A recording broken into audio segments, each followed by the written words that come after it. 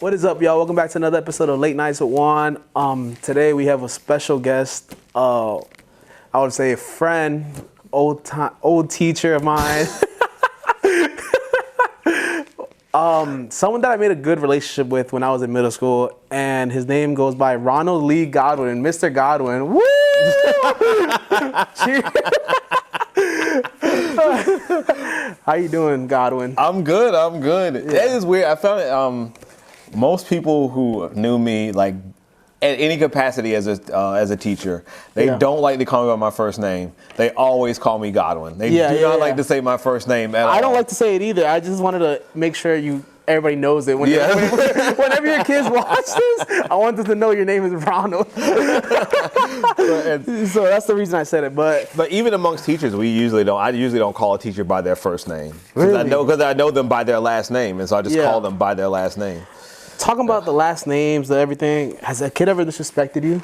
In the sense, like, I'm positive you get mad at. I think I did it once in 8th grade. Like, I was like, Ronald. It is, all right, so it's like, I'm not trying to put myself as like, I'm high and mighty and how dare you use my first name. Yeah. But it is a level of respect. Like if the principal at the school had their doctorate, I would call them Dr. whatever their name is. Really? Yeah. Like I feel like that is a respect to be earned. So like once you graduate high school, technically we wouldn't be on equal terms as far as education unless you graduated college and had your bachelor's, but I don't have an issue when you say my first name then, but in a student teacher capacity, I don't play that.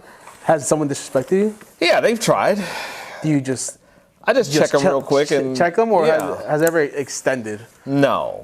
I usually check them pretty quick, and for whatever reason, people like me enough that they either adhere, and like there's only a handful of students in the 15 years I've been teaching that like really decide like, F this guy. I'm going all in on this guy. And sometimes they get on my nerves, of course, but for the most part, let's just keep on talking about the sense of teaching and stuff. Like, at least my years that you were my teacher, I never heard that you ever got disrespected. And also, kids are in middle school, so I guess they're a lot younger in the sense that, like, you don't think a middle schooler could, like, kind of, like, beat you up. No, at my age now, it's probably not as... I will admit there are teachers, or there are students who will reach out to me, and if they've heard that someone doesn't like me, they will check them. And I'm like, you have no reason to do that. But they're like in the military, and they're just like, yo, if you have a problem with a student, I'm like, oh my God, like calm down. Like, it's not that serious. Yeah. But it's humbling that people actually give a shit enough to actually like take care of you. That they would be like, I would fight a child for disrespecting me. But there's been like back to Meadow Woods. There was this one student, I forgot his name. It was like the last day of school. Really? Yeah, he like went, there's like a bookcase in the back of the room, and he went and like peed on the bookcase. Peed? Yes, he peed on the back of the bookcase. And then like the next year, I think he was like in 8th grade, they put him back in my class. And I went to the guy's house, I'm like, absolutely not. Like, no. Wow. And I told them how the end of the school year, how this all happened. And then fast forward to however many years later, because I went to like at least 3 Cypress Creek graduations because I knew those kids. Like I haven't gone to one in years because I don't know those kids. So you go to the one here. Yeah. So I saw him at the graduation, and he comes up and hugs me and daps me up, and I'm like, are you serious? Yeah. I mean, I'm not gonna.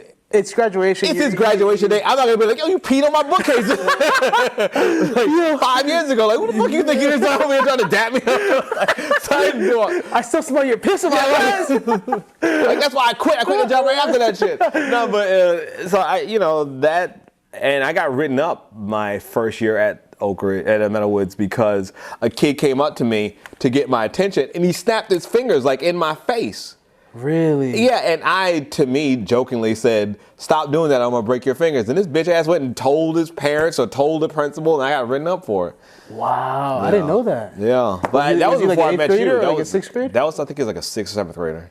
Oh, wow. I've always felt I was knowledgeable enough to know the people I can talk shit to. Yeah, Like I don't like first day of school, I'm not sitting there just like going in on somebody. Exactly. I just like, I feel out the relationship and I'm like, okay, I can mess with this person. Like if a person is bad at art, I'm not going to say anything unless I know I can tell them they're bad at art. Speaking about art, right now the only thing I remember that you ever taught me was how you make that 3D cube. Oh yeah. That's the only thing I can remember that you ever taught me how to make. I always remember how to make that. It's always the 3D cube that I know how to make. But speak more about like what's the difference between middle school and high school teaching art wise? I'll admit, honestly, the only big difference is the hours. Like, I honestly thought when I was teaching at middle school, I was like, oh my God, I can't wait to teach high school because all those kids are going to be like really into art and they're going to like love it and it's going to be their favorite thing. And it is the opposite. Like middle school, those kids were like really like, I have examples of projects that I did when I taught at Meadowwoods that I use now.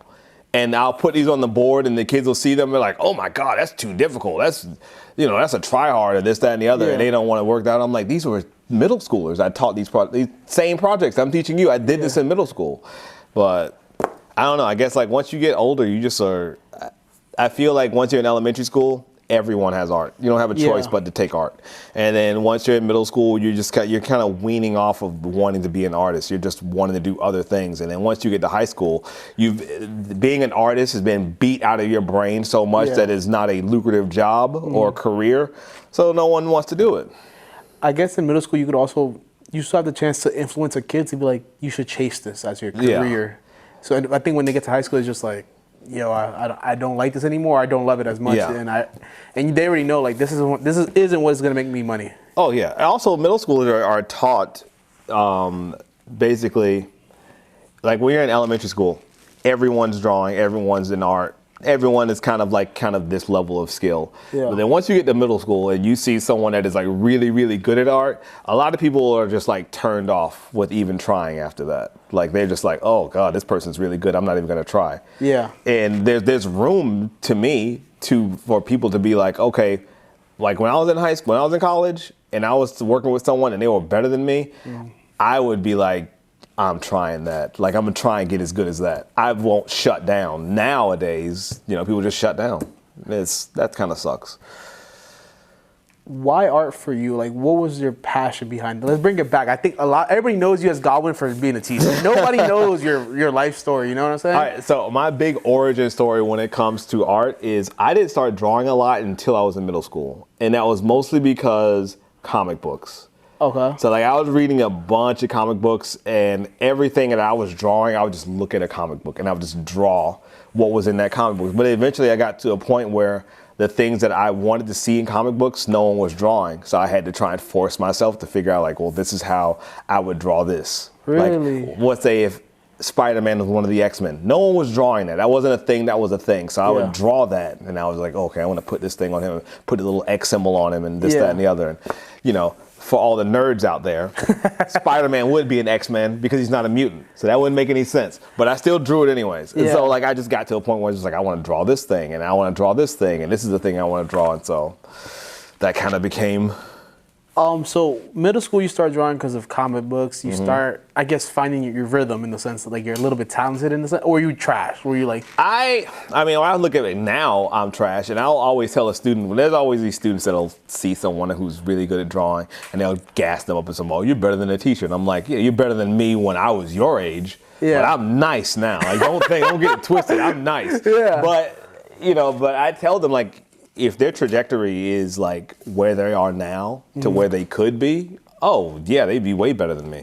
But the only thing that makes me decent is that I'm willing to try anything. But I'm also, my ego doesn't like tell me like, fuck this kid, I'm better than him. They'll never be better than me.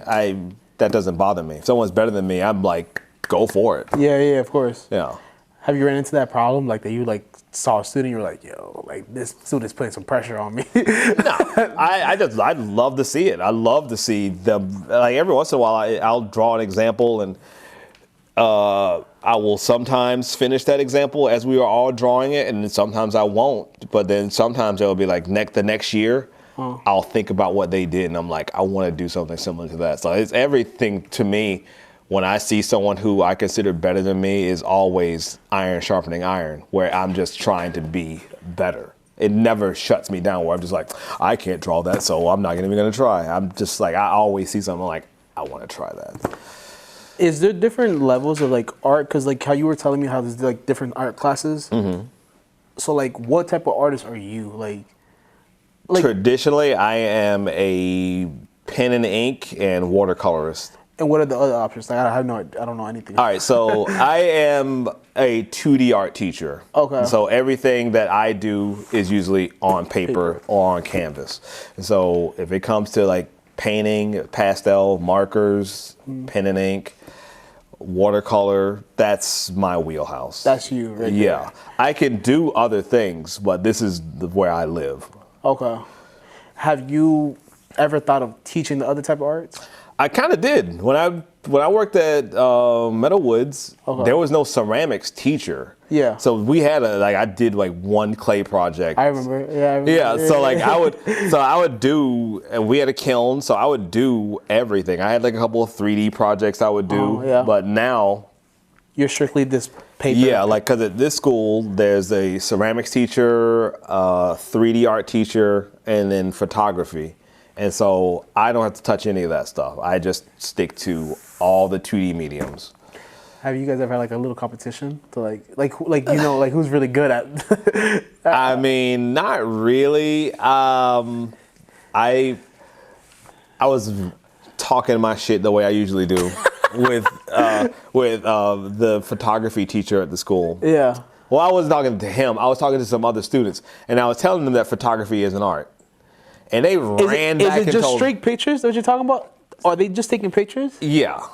And they consider that art like you? I don't consider it art as in the machine itself does everything. It does. It's like AI art isn't art. If the machine is, I'm just telling the machine, make this thing, and then it does it, I don't see it as art. And what I concede is I don't say that photography can't be beautiful. Mm-hmm. And I'll even say, like, if we're talking about traditional photography, where you like take the picture and you go into a dark room and you develop the film and then you hold it up to an enlarger and you do all that stuff and you do dodging to make things lighter or darker and all that stuff, that is more art to me. Yeah. But if you just have your phone out and you just take 8,000 pictures and then throw a couple filters on them, I feel like that's not art. And that's fine that it isn't art. Yeah. But... I wouldn't consider that art. I didn't even know that was a category of art. But so then I told the students this, and they big mouth asses ran over and told him. And so he'll send me like a photograph that Dali took, and I'm like, sure, yeah, I get that some of it's art, but most of it isn't. And then I'm not trying to knock photography, but it's. I think. Why can't they just be separate? Like, I don't see what the problem with them being separate. But he made it seem like it was like this can be art, and I'm like, I didn't say it couldn't be art. I'm just saying that if you go to a bookstore and you go to the art section, there's an art section, there's a photography section. Yes. They are not in the same sections. They're different. I think it would be a better way of art, like if you were able to take a picture of something and then you drew the picture. Yeah. Like, I think that's the way it should be. But then, this is a new technology I'm going to try and get into. I got an iPad for Christmas, and a former student of mine, I have like a Generation 1 iPad, and so he had a pencil that was, I guess, the Generation 1. Yeah. And so he gave me his pencil, and so I downloaded the Procreate app, and I started drawing with that. I'm trash, by the way. Okay. He's really, really good at it. So I'm going to be picking his brain on how to actually do this. Yeah. But it's new to me. Is that like a new wave of art, you think? Like, do you think that could take over this, what we're like pen and paper? I would respect that more than anything else. Like, because I've seen some of those drawings that people do on Procreate, and they'll put like a picture that they took. You're just saying, like, you take a picture of something and you put it over there, and you put a layer over it, and you make that layer sort of transparent, and you can kind of draw over it. Yeah. I'm fine with that. AI art is gross to me. Like, I don't think that is just yuck. You keep on talking about AI Do you think that AI is a thing that could possibly take away your job?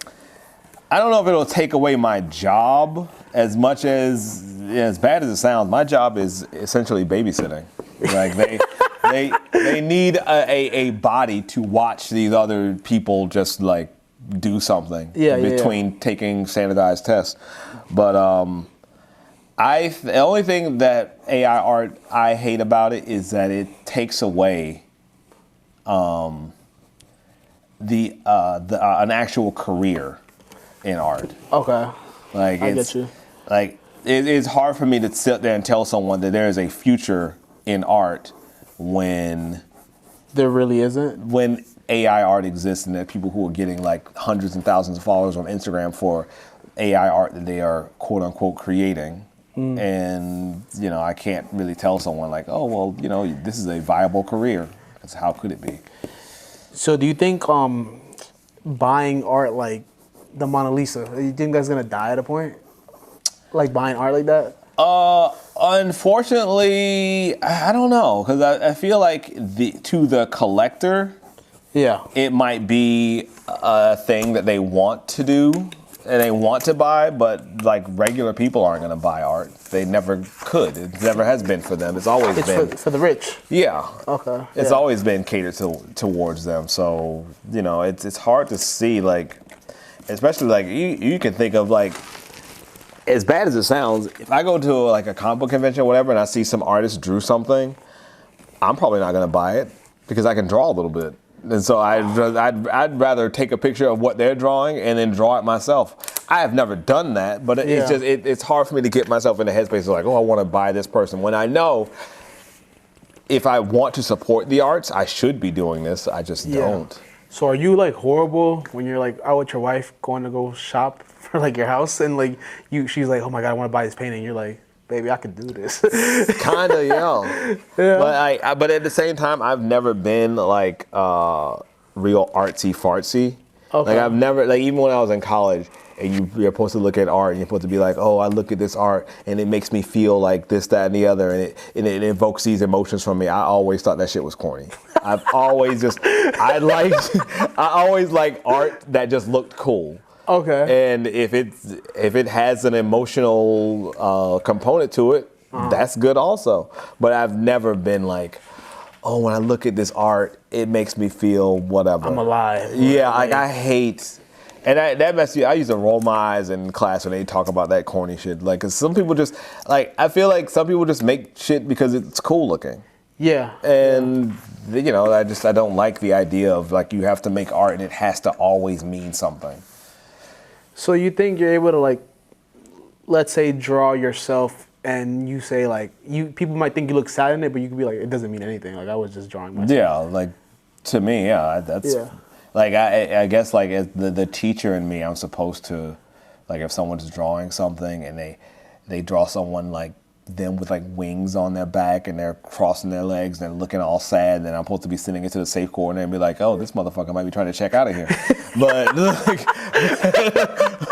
I think some people just like to draw shit that's like kind of creepy looking or deep or like like just like if a kid says like, oh my God, this drawing is coming out terrible, I'm gonna kill myself. I don't take that you don't take it serious. No, I feel like I have a pretty good gauge of knowing when I'm like, oh, this motherfucker is reaching out. But for the most part, I just know people like to talk shit and they like to say edgy stuff. They don't necessarily mean it. Have you ever been the type to try to sell your own art? No, but I should, and I'm only getting older. Like I'm 47 years old now. Yeah. Okay. Time of recording. Three years to 50. So yeah, I think I knew you when you had just turned 40. Yeah, I think so. That sounds all right. Yeah. Yeah. I think you were my teacher when you had just turned 40. I've been here for 9 years. I'm class of 2020. So I was. I feel like I saw. All right, so sidetrack here. Yeah, I feel like I was going to a Cypress Creek graduation, and I saw you, right? Like I was Probably. like I think I parked in like a parking garage, and I was like walking to the graduation, and I think you leaned out and like got one. I think it was 2019's class. That might have been right. That's the only right? Cypress graduation I've gone to. Okay, yeah. 2019 So, kids. so I remember seeing you because I think I was. Oh my God! I think I saw you with Devont. My friend that was the dark skin.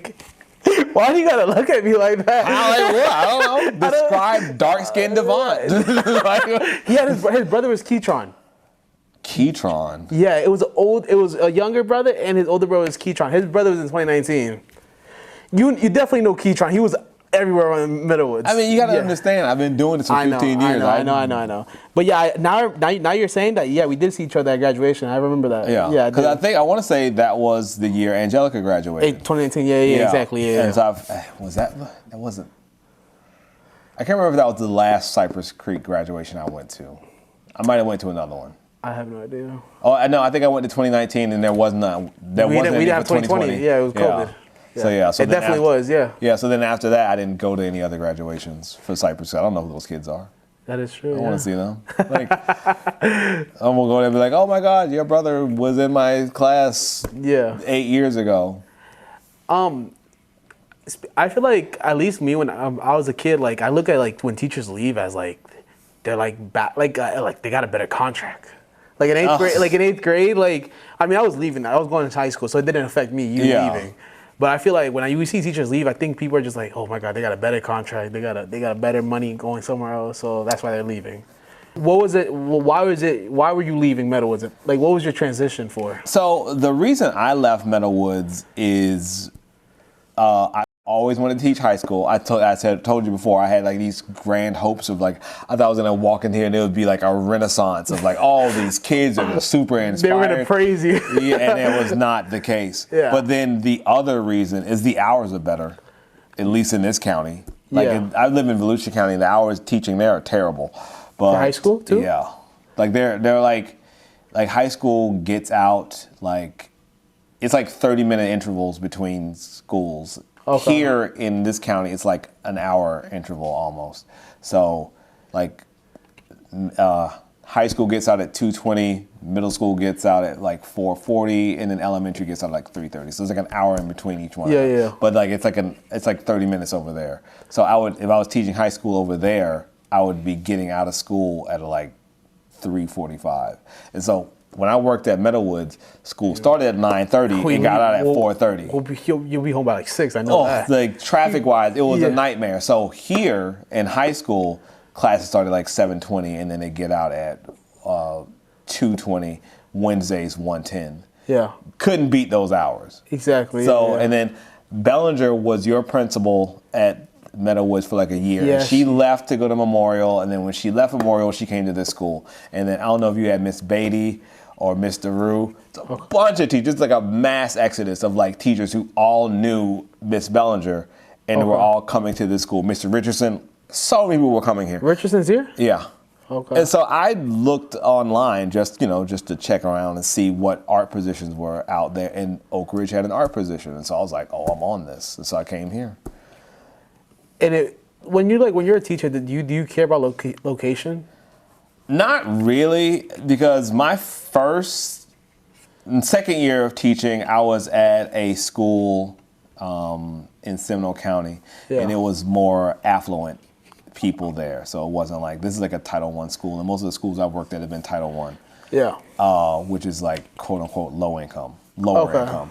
And that school that I worked at in Seminole County, those affluent kids, they let you know that they are affluent kids. Really? They're like, I will slightly discipline a child, and then I will get like a 2-page letter front and back telling me I don't know anything about teaching and how dare I ever scold their child. But at the same time, like, that school was like, when I was leaving that school, that was like the first school that we went through like the whole thing where it was like, long story short, I was the second art teacher at that school. There was 2 art teachers at a middle school, which is unheard of. Yeah. And so after my first year teaching there, like come April, they let me know we don't have the budget to have you as the art teacher here next year.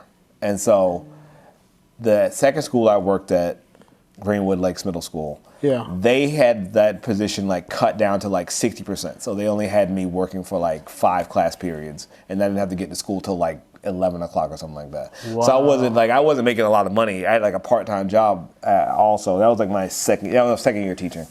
And so when I knew I wasn't going to be there the next year, I told some of the kids, like, yeah, this is like, they're not going to have art here next year, so I'm not going to be here next year. And so I tell some of these kids, this is my second year teaching. It is what it is. And then like I see the email from a mom, and she's telling me that her daughter came home bawling that I was leaving the school, and I was like, what? How like what? And she comes to school the next day, and I'm like, your mom emailed me and told me, like, I had no idea that anyone gave a shit about me, like, at all. So it's so weird to me. Like, I'm like, oh my God, like, you went home. Like, the way I talk to people, you know this, I'm very loose. Yeah, you talk a lot of shit. Yeah. And I don't think that people gravitate towards that the way they actually do. I get you. It's so weird. So, like that, I remember, like, my last day of school at that school, these kids were, like, talking about, oh, they want to write these letters for, like, these posters for their other teachers because, you know, they're leaving the school and they're in 8th grade or 7th grade or whatever. So I'm like, fuck it, I don't care. Like, this is not even be an art room anymore. So I'm like giving them all these posters or whatever, and they're like, yeah, write your little note or whatever. Yeah. And it turns out, and so back at this school, I could park close to my door, like close to my classroom. Yeah. So they're writing all these notes, and they'd say, oh, I'm gonna take it to my teacher. They said they're taking it to their teacher. Near the end of class, it was like it was like last day of school, so it was like a double block, like 7th period. Yeah. I walk past like the window where my car is, and my whole car is covered, front to back, in all these posters that these kids were making for me. Jesus. And so like, the parents were calling the principal and talking about like, don't let them go. And I was like, what the fuck? Like, I'm here part-time. I'm here 5 days, 5 classes a day. And then like in Seminole County, you would work, like each art class was 1 semester. So I would get like 2 9 weeks of all these kids or whatever, go to winter break, come back. New set of kids, which was great for me. Because you don't have to see the same face? Yes, and it's easy for lesson plans. I had to do 18 weeks worth of lesson plans, don't see them kids, and then repeat. And it was great. So like, when I went to Meadowwoods, that school was it's the whole year. It's like you have to have the same kids the whole year, and now I got to come up with actual more lesson plans. Yeah. So I was freestyling it when I went to Meadowwoods. I'm like, crap, I got to think of like another project, like because like once I got through Christmas, I burned through everything I had. So I'm like, no wonder everybody started feeling like, hey, he's running out of ideas. So like, there's been plenty of times where I don't know. You might have had me when I was teaching these classes, and I have to have like a project, and I'm like, oh, it's due on Friday. And the next thing you know, I don't have an idea for what we're doing on Monday. And so we come to school Monday, I'm like, we're doing this shit till Wednesday. I'm like, and I'm over here on YouTube writing shit down, trying to figure out what's the next project I'm doing. I'm like, just, oh my God. So now, 15 years later, I got like a bunch in the tank. So like if a project's not working, or I don't like the way the results are coming in with this, I'm like, okay, I'll just do this one instead. But then, wow, it was just freestyle. I was just making shit up. But I mean, it's like everything. You were learning at the time. You had just started teaching. Yeah. But it was weird because like I didn't start teaching. Like a lot of the teachers that I know started teaching when they were in their 20s. And I was in my 30s when I started teaching. Oh, really? Yeah. So you thought about teaching like late into your life. So what happened was I was working at a Pizza Hut, and I was already married, and I just didn't know what I wanted to do in my life. I was probably like 25, 26. Like I just like, what am I gonna do? I was like, all my little coworkers at Pizza Hut, I was telling them like, I don't know what I'm gonna do in my life. And I said, we should all join the Air Force. And I was just like feeling like a loser. Like, I'm like, I don't know what I'm going to do. I was like, let's just all join the Air Force. And we're like, yeah, we'll join the Air Force. Yeah. And then like fast forward like 2 weeks later, all of us got either girlfriends or wives pregnant. So I was like, Really? yeah. So I was like, shit, that ain't gonna happen now. So then I went to Valencia, and they told me like, oh well, you know, based on how much money you make, and you're married and you're gonna be a father, financial aid will cover everything. So I don't have any student loans. Okay, gotcha. So I was like, oh shit, I always used to float around the idea of being an art teacher. So that was it. So, but you weren't drawing then, like around let's say from 20 to 25. I wasn't drawing like a lot, but I would draw. Like honestly, I feel like I don't draw a lot now. Like I draw like examples here and there, and I have an art Instagram that I barely post on, but I don't draw as much as I would like to think I should. But That's so weird though, because you being an art teacher, everybody probably think this man's drawing every day. There's some art teachers who do that. Like I think Nihegen, I think she has like a studio at her house, and she draws all the time and has like paintings and stuff that she does. And did your daughters, Kim, like get your like talents? Like my oldest daughter is really, really good, but never draws. Really? Yeah, she never took an art class in college, not in high school, but she is amazing. Okay. But she doesn't do anything with it. My middle daughter, she likes to draw a lot. She's really, really good too. I don't think she takes any art classes though. And then my younger, she's 6, so she loves drawing. And I hope to keep her into drawing. But yeah, they draw, but they just do it as like a little hobby, but not as an actual thing to. With so much technology and like TikTok, Instagram, all this stuff, is there still a career to be made off of art? I have no idea. I feel bad telling anyone to do anything with art, but I feel like, so the pluses and minuses to me of AI art are kind of the same thing with YouTube versus TV. Okay. YouTube was really good at helping people like you want to be famous, you don't have to go through Nickelodeon or Disney. You don't have to be an actor. Yeah, you don't have to produce the content. You need a phone or a computer, and you're there. Or cameras. Yeah, and you're there. Yeah, and it wasn't being gatekept like it is now, or like it was then. And so there was a time where YouTube was like just had the world by the balls. And you don't think it has it still? I think to some extent, but then there's like a lot of people who are from like let's say Saturday Night Live or late night television shows. Yeah, they are now on YouTube also. Exactly. So they should have stayed their ass in their lane. And not come into this lane. Yeah. So, like, in theory, everybody who is hosting a late night show now should have been someone that was brought up on YouTube and then broke into that. Yes. But they are doing in reverse. They're just like, oh, YouTube is doing this, so they're just cannibalizing it. And but now, like, you could say this is a late night show, and now I'm going to go into that space. You know what I'm saying? Yeah. So I guess it's just different. I think they saw the wave that they were going to get left behind. Yeah. So they clipped their little well-polished television shows and they put it on here, but I like the griminess of YouTube, where it's just like, you know, we're not a well-manicured set. We're not sitting there going to have makeup people do all this. We're just like, we're in it. It's raw. You like that. You like that, like that feeling of. Yeah, that's what I would prefer. Yeah. And so all that to say, AI art has the ability to do that. Like, let's say there's like a story that I've always wanted to write, but I can't cast Samuel L. Jackson or whoever in my movie. I could technically make a version of them in AI. That is true, yeah. And make my story. I don't have to go to Pixar and sell my little animated movie to them. I can, in theory, make my own shit and then just produce it and put it out there into the world.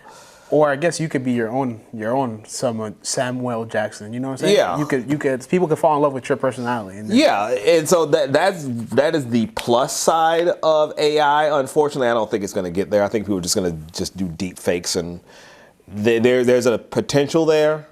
I don't see people capitalizing on. They're just going to let it be taken over by what, you know, like there was Hollywood had like a strike recently about like. AI was kind of part of it, where like the writers felt like they were being manipulated and their stuff was being taken over by AI stuff. So it's it is a strange world. I never would have guessed the world would be where it is now when I was going to school to be an art teacher. Did you think we'll have flying cars by now? So when I was a kid, I guess thought flying cars would have been a thing. But then when you think about it, it's just like, if I'm driving my car down I-4 and I get a flat tire, it is an inconvenience. Yeah. Flying cars are planes. Yeah. And if my shit my shit's overheating, like I'm dead. That's it. I'm dead. And everybody in the way on my way to the ground, also dead. You're coming down hot. You're coming down hot. So the idea of flying cars is cool in theory, but ridiculous. And like people, 15-year-olds now cheat on their driving test. I don't want them in flying cars. Exactly, yeah. So I didn't know what I thought the future was going to be. I just thought it would be, I don't know. I thought that I didn't think about how capitalism is so, what is the word I'm looking for? How it adapts so well to everything. Like you think there'd be a world where it'd be like, oh, they're gonna come up with a medicine and it'll make everyone healthy and everyone will just live a better life. But they don't want that. They just need you to keep consuming more and more product. And capitalism did not say like, oh, well, they're gonna come up with a cure. They're just gonna be like, oh, we're just gonna keep on just milking all of this and milking all the money out of you. Yeah. And so I never thought that people would just buy into the system and not fight back on the system. It's weird to me that they never did. Talking about systems, all this stuff, how's the school system for you in your opinion? Cut off the camera. I don't know if you can answer that question. But I think a lot of people would love to hear a teacher's opinion on it. Okay, so one of my major strengths to me as a teacher, and maybe this is new, maybe you felt this when I was your teacher, maybe you didn't. I don't think I'm smarter than anybody else. Okay. And I think that the school system does a disservice to students by making some students feel less than. Yes. And I wish that at least once you get to high school, they would just branch off and be like, okay, what is it you want to do with your life? I don't like the idea that they just want to either funnel you into college or the military, the workforce, or prison. Because those are the things that will make everybody else make money. Yeah. And I wish they would just be like, hey, you want to be a barber? Let me teach you how to be a barber. Yeah. You want to be an accountant? You want to know how to do taxes? Yeah. You want to be a mechanic? There's some teachers out here, do some oil changes on them. Exactly. And that's a grade. And that would be great if they would just, they just you have a school where people work in the cafeteria, people who clean the hallways, and you are and some of these kids, these are their parents, and you're shaming them that you don't want to be a loser like them. Exactly. Yeah. And so that is the major flaw I have with the school system, where it just looks like it guilts you into thinking that the only way to be anything is to be smart. And being smart is not because I know how to memorize some questions on a test. Being smart is just, to me, what I would consider makes me smart is that I accept that I don't know everything. I learn from the students as much as I would like to think I teach to them. Yeah. Although, if I'm being frank, I don't teach a lot. I teach the first 9 weeks like a champ, and then that last 27 weeks. This is what we're working on. It's due in 3 weeks, and I do that rinse repeat for the rest of the year. So it's already January 15th, so it's over. Oh my God! It was done at right before Christmas break. October. That first 9 weeks, I'm teaching. School starts in August. Yeah. I teach all of August, September, October. Halloween, we're done. Halloween, that's a wrap. I'm done. Yeah. I'm teaching you this. It's over. Anybody who's had me as a teacher, you know this to be true. Yes. I teach that first 9 weeks. Mm-hmm. After that, I'm done. After that, I'm assigning. Straight assigner. Yeah. One of my former students, Isaiah, told me, I am not a teacher, I am an assigner.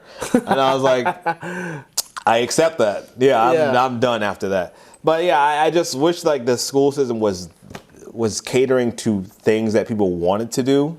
And not so much what they feel guilted into doing. Because like a lot of these kids will go to college right after high school and they think that that's what they're supposed to do. And next thing you know, they are doing some career, going to school for some career that they don't want to do. They got a whole bunch of debt because, you know, no one told you about saving your money. Yeah. And now they're paying for a career that they may have never even done or don't even like.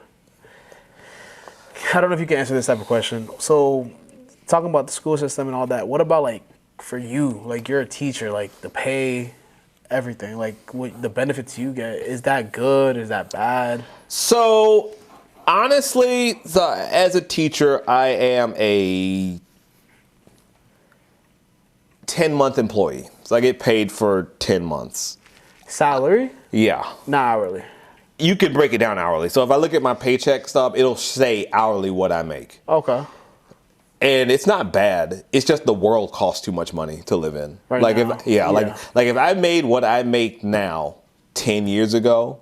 When you were teaching middle school. Yeah. I would have thought I was rich. I would be like, oh my God. It's like, But now it's just like everything just costs too much money to, you know, they'll raise your rates a little bit, but like, thank God we bought our house when we did. Like our house costed us $225, and it's a 4-bedroom house in 2020. A house that is a bedroom smaller than mine, which is across the street from us, sold for like $360. I couldn't afford that. Like the rent, the mortgage alone is too much.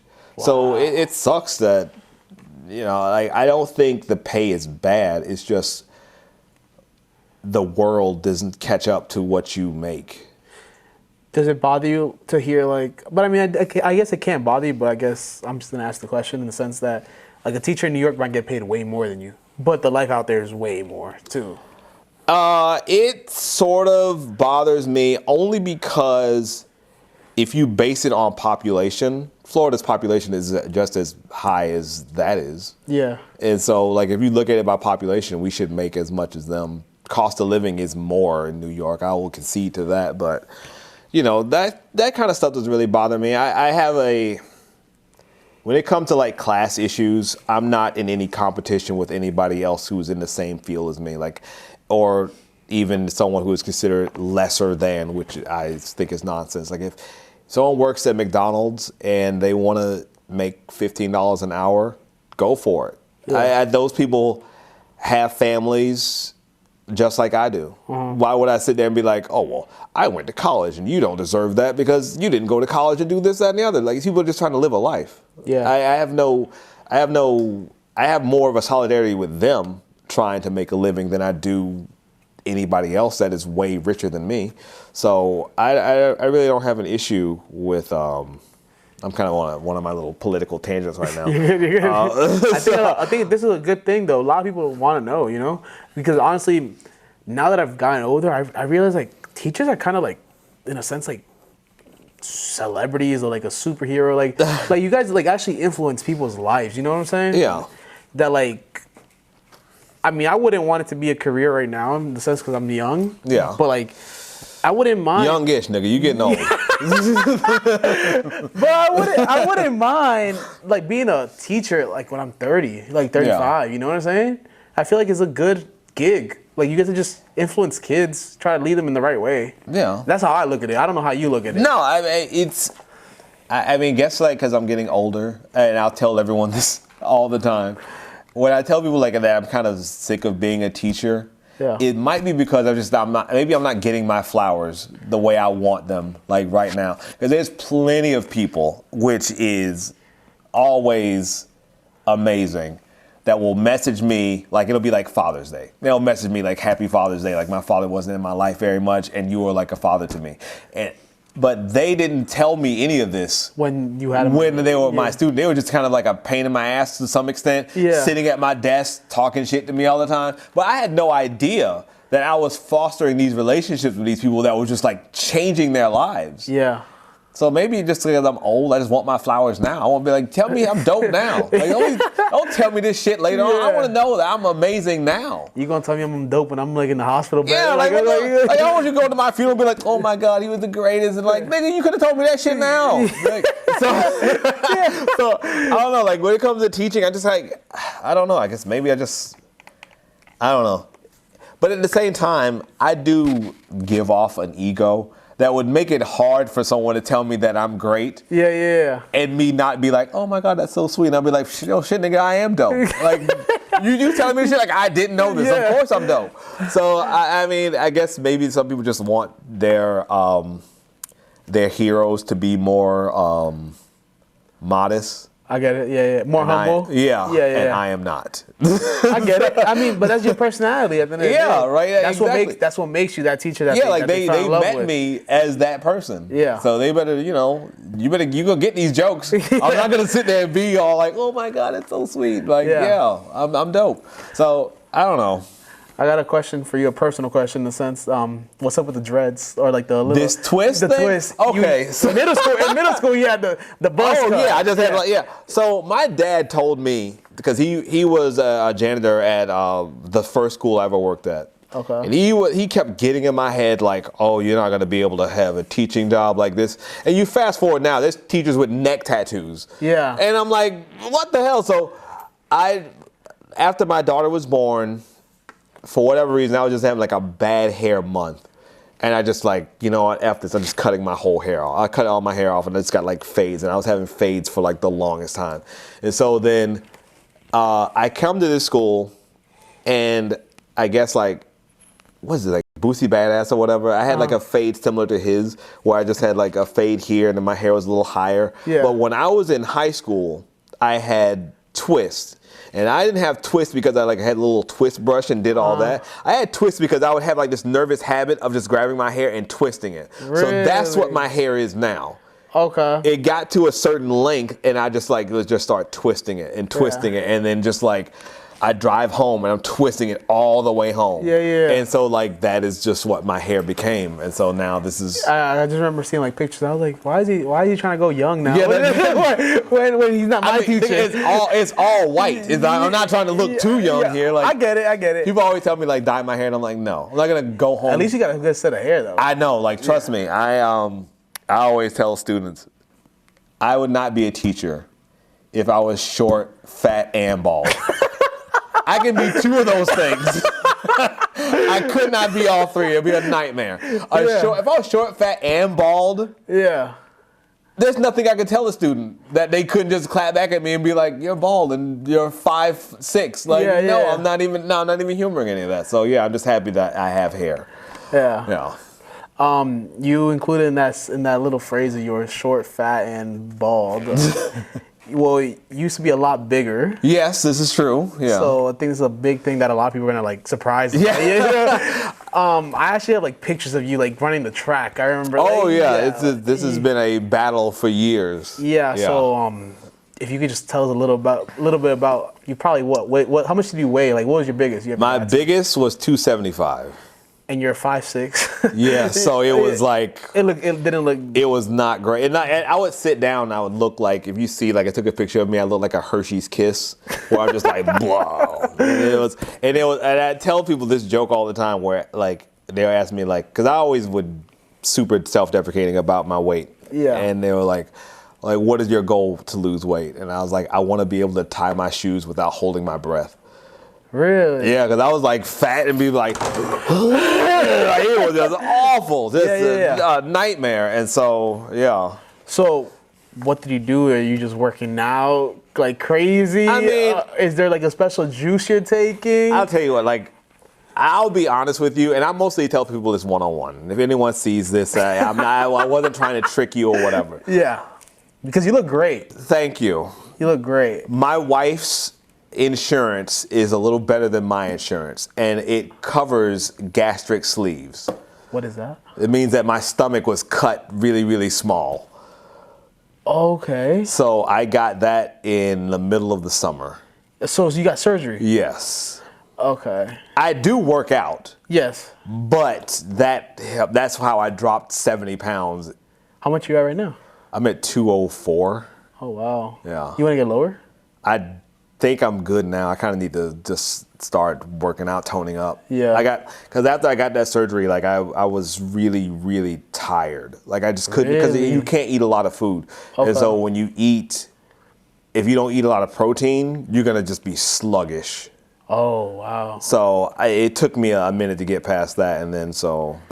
Was it scary for you? Like, were you like scared? What are my kids gonna think? Like, or you were like, nah, I'm gonna tell them. I worked out so strong. Because the thing I tell people, which is not a lie, Yeah. is they're like, how do you lose so much weight? And I'm like, I watch what I eat. Yeah. Which is true, because if I eat too much, I'll throw up.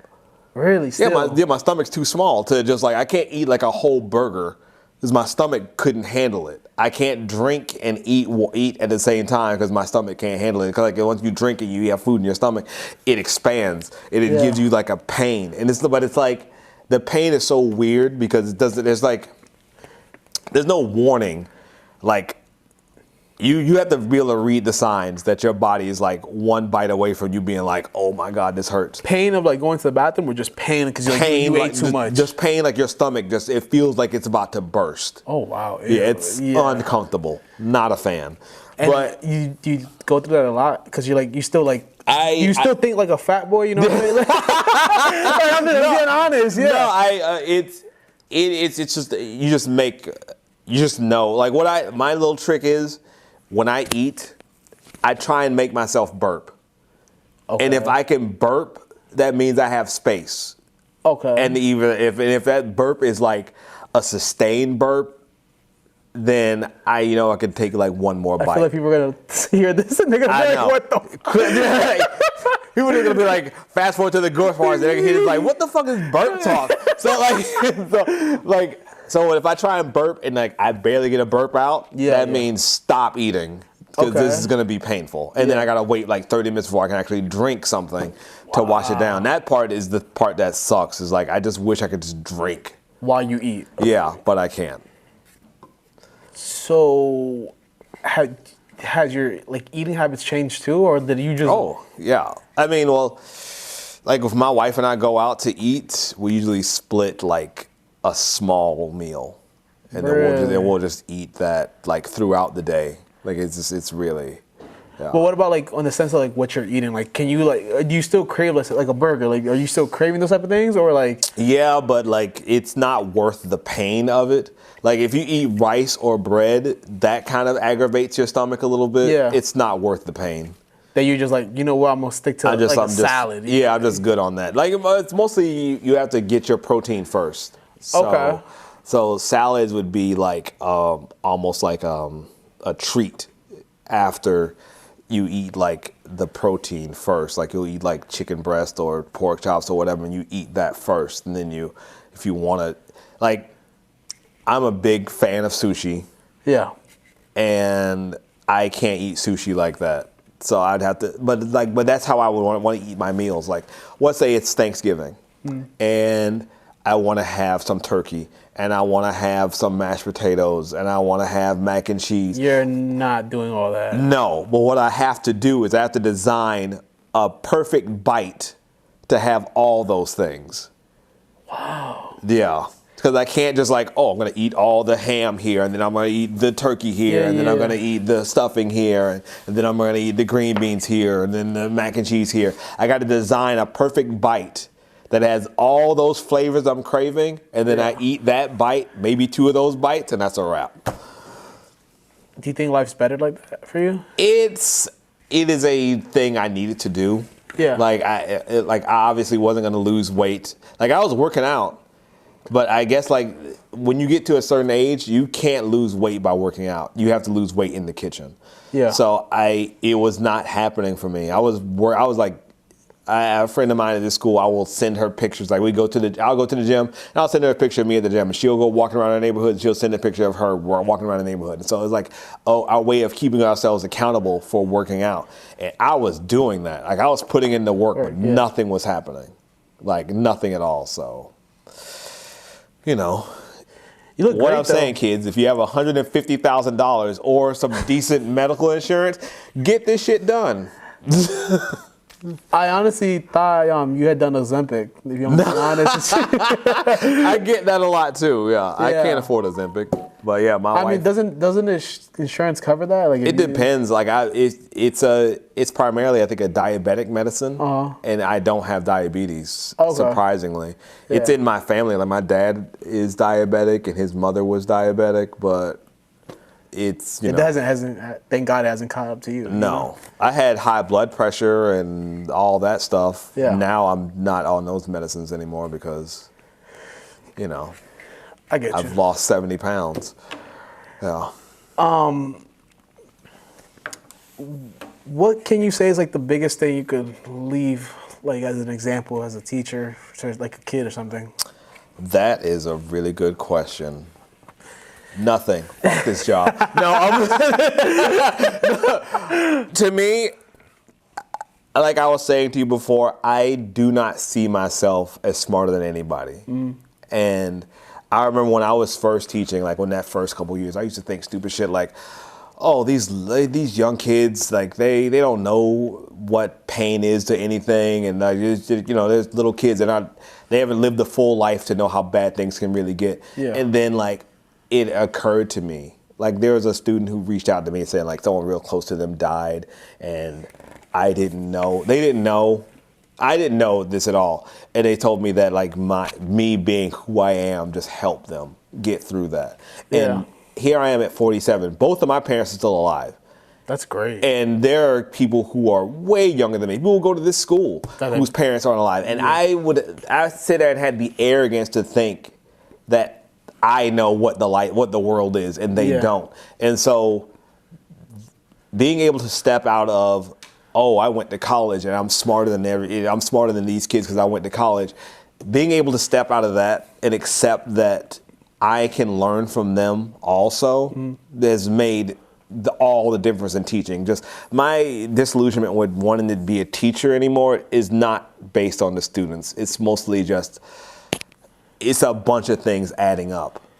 But like the connections I make with students, I talk a lot of shit and I act like I'm too cool to care about them. But I do. Of course. Like, like any of these kids, like any kid that reaches out to me and I affected their life enough that they remember me, that means everything. I mean, you could say with me, I texted you to do this and you responded right away. Yeah. And like, it's like, it wasn't even like, oh, maybe, like, I don't know. I've been like, who the fuck is this? Do I remember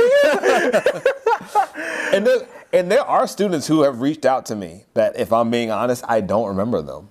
Really? Yeah. But I mean, you got to understand, like in high school, it's easy to remember them because I'm meeting them in essentially their final form. Yeah, exactly. Like I met you as like damn near an adult, and then you grow up and then you go to high school and I'm like, oh, you're a little bit taller, you have facial hair, but that's about it. Yeah, exactly. But these kids I meet in middle school, they're little kids. Yeah, like I know. And so like when I see them, like when I saw Elaine, Elaine is like a woman. Yeah. She was like a little kid when I last saw her. Yeah. And I don't know if you remember the Perez triplets.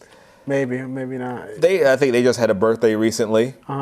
They were little kids. I met them as little kids, and they are like grown ass adults now. Yeah. So like it's hard for me. Like, and some of these kids have like little baby fat on them. So like when I see them as adults, I don't recognize. Yeah. Like, oh shit, you were that person. Yeah. Oh. Before we wrap it up, because we both got to go, and I know that the time's coming up to an end. We can show each other our drawings. You're probably gonna hate me for this. It's probably incomplete and not done, just like in middle school. That is very true. I think I did the best I can. We can show the cameras after. Let's go one by one. I'm gonna show you mine first. You're probably gonna cry, but I hope you like it.